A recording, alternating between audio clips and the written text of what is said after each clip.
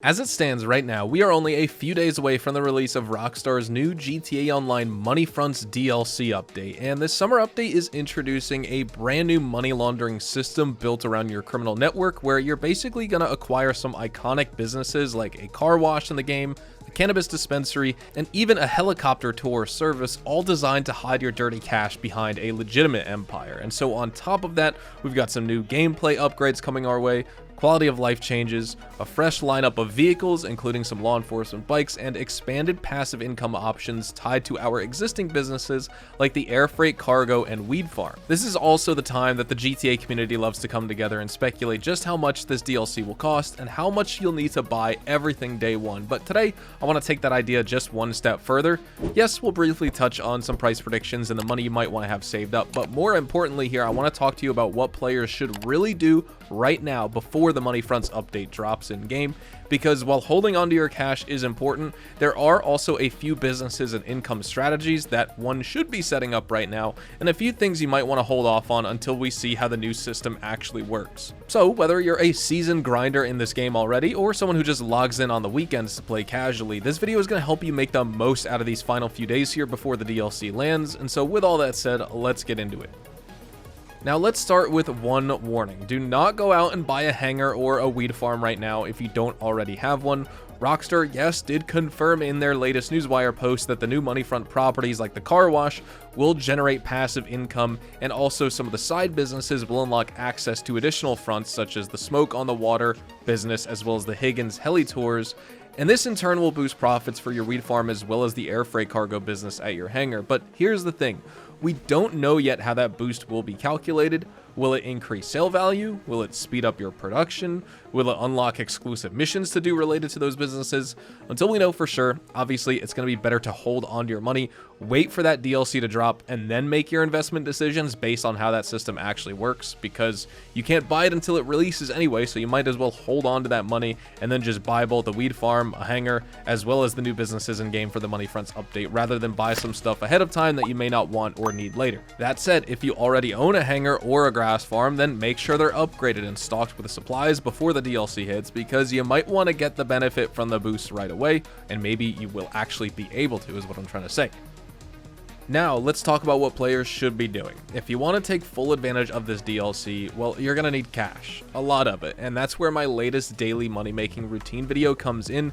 This guide was designed for players with limited time who still want to grind efficiently, whether you only log in on the weekends or you just have a few hours per session to play. This strategy will make sure you're ready for the update, and it's called How to Make $10 Million Per Day. And of course, I took the high end for a dedicated grinder who's GTA maxing their day away, but for everyone else, here's the short version for players just to choose bits and pieces from for their own money farming routine. Let's say, like I said, if you're a player who only has a limited amount of time to play and just want to play an hour here or an hour there. So my money grinding routine when it goes through in game, and we'll talk about one of the most important things you could take advantage of at the end, but just to kind of start the day, I start each of my grinds at the agency to stock up on armor, snacks, and ammo.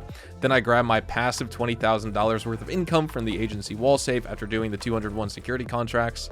I go to my nightclub and boost my popularity with either a bouncer or an escort mission for that $50,000 in passive income, or of course I'll just buy some popularity by switching DJs. Then I'll use my terabyte or call Mutt and check out my bunker, acid lab, and MC business products and stock levels and supplies. I'll sell my full stock from the acid lab when it's ready for $351,000 in an invite-only session or even higher in a public session. Then I'll also resupply and sell from the Coca-Cola lockup and the math lab if I feel like selling MC businesses, but I normally don't. But either way, I'll sell the Coca-Cola, the math, as well as the grass to street dealers every single day, no matter what. Then I'll knock out the daily, sort of warm-up activities, things like that, the daily G's cash, the stash house, the daily bounty for Martin Madrazo, do all that, get some quick resupplies, bonuses, things like that. I'll prioritize high profit sell missions when they're available, whether it's a full bunker sale that's going to net over $1 million. We'll sell some large special cargo warehouses that'll deliver $2.2 million per sale, even when selling in an invite-only session, which is amazing. I don't even do the cargo sourcing myself. I just leave it up to my warehouse techs, but of course, Players may want to be farming it before the update comes out, because if you have GTA Plus, you're getting double money, which would actually make the business and manually sourcing the cargo yourself actually worth your time to get to those sale missions faster. Also, don't forget to sell your nightclub warehouse goods every 20 real life hours. You can make over $1 million that way. You can mix in some active content like the Dr. Dre missions, Cayo Perico, Cluck and Bell, all that, for up to $1 million per run from Dr. Dre and Cayo, and $500,000 per run for the Cluck and Bell farm raid. And you could finish off your gameplay session with some salvage yard vehicle robberies, the FIB file missions at the garment factory. Those are all going to pay out, well, at least the FIB files are going to pay, you know, $150,000 or so. And the salvage yard robberies, you're going to make anywhere from $300,000 to $400,000 from the cars you're selling. And overall, what you can do is just follow this routine to easily bring it over $3.5 million in just a few hours. Or if you stick to it over the course of a weekend, you're looking at $7 to $10 million without really even breaking a sweat, and also having fun and playing everything possible in the game. And this kind of money is good to have on hand when Rockstar drops these new properties, the upgrades, all that content. It's going to cost you millions. But hands down, the most important thing, which we're going to check out in a second here live, is of course the vehicle cargo, which is still on double money for the sale missions. You can basically come out with $160,000 profit selling a top range vehicle in an invite only session. That's going to jump up to $260,000 worth of profit if you decide to sell in a public session, and you're getting the maximum 50% or 1.5 times high demand bonus with a public session with 20 plus players in it. That is absolutely the biggest thing you should be doing this week, and we're going to be jumping in here. But bottom line, don't blow your money early on businesses that might change dramatically in just a few days. Instead, focus on building up your bank account using a proven grinding routine. Stack your paper now, and then when the Money Fronts DLC drops, you'll be in the best position possible to buy everything you want and dominate the new economy from day one. So I joined a public session to GTA Online that had 27 people. I was about to do a sell. We only had 2 CEOs in the session, but for some reason in my interaction menu, I could not even bring up the ability to register as a CEO or even VIP. And, you know, I left the property. I tried going to another one where if you just log onto the PC, you'll get automatically signed in as one. There weren't enough CEOs to hit that cap, so I don't know what was going on, but I just joined my own invite-only session. We're going to end up selling this Osiris here, because I was selling some others, you know, the T20, the Tyrus. These are usually the ones I would sell as top-range vehicles, but let's sell the Osiris this time. So we're going to export this. Of course, with the double money this week, you're making $200,000 on the sale, $40,000 worth of expenses, so your profit is $160,000. If you're selling in a public session with 20-plus players, you're getting the max high-demand bonus of 50% on the sale, or of course 1.5x on the sale value. So you can make $300,000 in a max high demand public lobby session. But of course, you know, you'll make $260,000 profit because you still have the $40,000 worth of expenses. We're only going to be making the 200 and netting 160 since we're an invite only, but I'm going to sell to a specialist dealer. This is definitely what players should be doing, you know, throughout the rest of this weekend while they're just waiting for the new DLC. If you're going to be playing GTA, stuff like that. And of course, you know, you don't need to worry about the customization on your actual vehicle, but I still like having mine look cool for the sell mission. So I end up just doing it anyway, just for fun, because that's what GTA Online is all about. So while you're going about this weekend and you're playing GTA Online, you're trying to make money, do some vehicle cargo sell missions. If you don't have the vehicle cargo warehouse set up still, it is still worth investing in this business and doing it for the next few days, as long as you plan on playing at least maybe I would say 5 or 6 hours of GTA. That way you can get the vehicle cargo warehouse filled up. You could start selling top range vehicles, you know, as long as you have the 10 standard range in the warehouse, you have the 10 mid range, and then you also have the 12 top range, and you always sell that 12 top range vehicle. That being said, if you're not planning on playing GTA that much this weekend or before the DLC and you don't have the vehicle cargo warehouse yet, then maybe it's not worth investing in. I would say most people already have it, so if you have it, then you might as well utilize it to make some money in this game. Even if you're not a fan of it normally, because you don't think that, you know, the $100,000 sale value for selling the vehicle and the $20,000 worth of expenses is too much money for you to be like making, and you'd rather do other stuff, this week it's absolutely worth it when you can sell it for $200 and make $160,000 profit. So this is definitely, if there's an activity you want to prioritize, it's this. You could do this every 20 minutes. You could sell a vehicle every 20 minutes. Of course, right after I sell my 12 top range from my vehicle cargo warehouse, I go and source it back, so that way whenever I go to sell it again, it is ready. I don't forget about, you know, sourcing another or anything like that.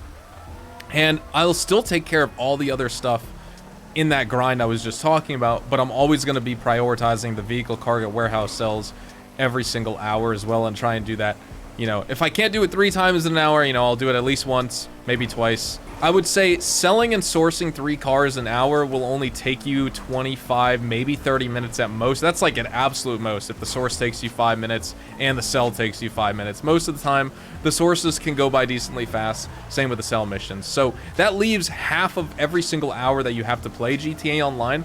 That leaves that other half hour to do all the other stuff, to chip away at Dr. Dre contract heist setups, salvage yard vehicle robbery setups and finales, auto shop contracts, FIB files at the garment factory, all that type of stuff, right? So it's definitely something that you want to take advantage of.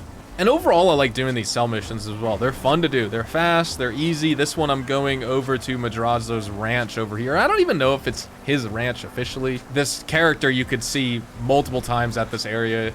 And I guess Martin Madrazo's wife in the story mode was over here too. But is this supposed to be like their property that they technically own, La Fuente Blanca? Or is this supposed to just be like one of their little hideout homes? I'm not even sure. But either way, no matter the lore, this is a pretty close by vehicle location. It took us a little bit because, you know, it's raining and I'm trying to be careful. We did lose $124 on the sale because the enemy shot me. But if you're in a public session, you don't get those enemy pursuers. I'm just getting those enemies shooting at me on that bridge over there when we were selling just because I'm in an invite only session. So now once the sale's done, whether you just did it in a public session or you did it in a invite only session like I did just to showcase what this process is like, you know, you could call up your terabyte, go inside of it and start the source mission from there. But I just find going to my Maze Bank tower to just be a little bit faster. That way I can log right onto my PC. I don't need to travel to the terabyte for that reason or for one reason or another. And I can leave and I can use several different air vehicles. There's a bunch of fun helicopters to use and stuff like that. I mean, I guess if you get unfortunate like me, I'm gonna get the shower spawn, so I need to turn off the shower and step out of it, and it ends up being a little bit longer than I necessarily want it to be. But either way, it's not the biggest deal in the world. I just go right back to my computer and I could start up the next source like this. So I'm just gonna log in real fast, hit the login button, vehicle cargo, and we will source, and we will get that Osiris right back with the sleek license plate. Now, of course, I can talk to my assistant over here, and I can either request my personal vehicle like the Oppressor Mark II, which you can do, but then you have the cutscene of you needing to leave the premises and stuff like that. And yeah, if you try and charter a helicopter, it does cost you 200 bucks, but at least this way when you spawn right in the helicopter, you're in the air, you're ready to go to the next destination. Right now, I'd be getting into my elevator to leave the property, then I spawn at the front door, and then I need to run all the way over to my Oppressor. But here you go, the race starting area. So with this source mission, I guess, you know, once again, it's like another funny thing of, depending on the source mission you do, when you get the race one where you need to beat some guy's time to make it to the north end of the map, you need to use a fast car or motorcycle. And now I'm giving you guys tips on being like, oh yeah, just use the heli, you know, spend the 200 bucks so you can get to your destination to do the source really fast. This is the one where it kind of bites you in the butt because you can't obviously use the heli for this source mission. And if you try and start this with the heli, you'll just insta-fail. It'll begin, but it'll just insta-fail. But what I'm gonna do is go to my terabyte, then request my Oppressor Mark II. You can use, obviously, a normal land vehicle, like a car or a bike, like it says, but I use my Oppressor. That way I could just get over there, and I could just fly over the mountains, stuff like that. You just need to be in a vehicle that's not, like, obviously a helicopter or a plane. Then I enter this area, and we'll be on our way, technically racing this guy against the clock, his par time. Like I said, if you flew into that destination right there, that objective, the yellow Corona with the helicopter, it would start, you get that countdown, and then you'd insta-fail, and you need to start the source over. So that's why you want to make sure you get in your normal car or bike, or, you know, in this case, the Suppressor Mark II, before you enter that little area to trigger the mission. Because if you're in a helicopter or a plane that's not eligible, it'll just cause you to instantly fail. Here we are, we're at the destination. Obviously, we completely kicked this guy's butt. We won the race, and we can collect our Osiris. He's not very happy about that, because he's losing his vehicle, but because of that, he's gonna lose his life. So now, we'll just get in the car and bring it back to the vehicle warehouse. And I'll probably just speed this part up. I'll see you guys there. But here we are coming back up to our location of our vehicle cargo warehouse. Of course, when you're doing your vehicle sourcing yourself, whether you're just setting up your business to get it done in the optimal way to start selling and making money with the meta method, or you're just selling one car and then sourcing it back because your business is already pretty much set up in the optimal way, you know, do the source however you prefer. Take whatever vehicle you want out there, bring it back using the cargo bob or the iron mule if you so wish. I just drive the car because I don't want to keep jumping through interaction menus, spawning vehicles and stuff like that. But definitely what I can say is this is great for making money. Obviously, this event week has been going on since last week. It's been going on, I guess, let me check my calendar, since Thursday, June the 5th. So it's been, now when I'm recording this, it's been 8 full days because it's Friday, June the 13th. But you have a few more days left to take advantage before the DLC goes live on the 17th. You can make millions of dollars if you get started this week, even if you need to fill up your warehouse from square one. And obviously, definitely reference that video I have linked down in the description below on the optimal way to grind this game, just in general, because that's just one of the ways that I prefer to grind. You can farm some good money that way. Super mindless, super fun. Put on some music. You could even watch TV or a movie if you want while you do it. But overall, just with some focused attention on this game, you can make millions of dollars, and that's definitely the guide that's going to help you get there. So thank you guys so much for watching. Have a fantastic day. Good luck grinding for the DLC and preparing. I'll see you guys in the next one. Adios, amigos.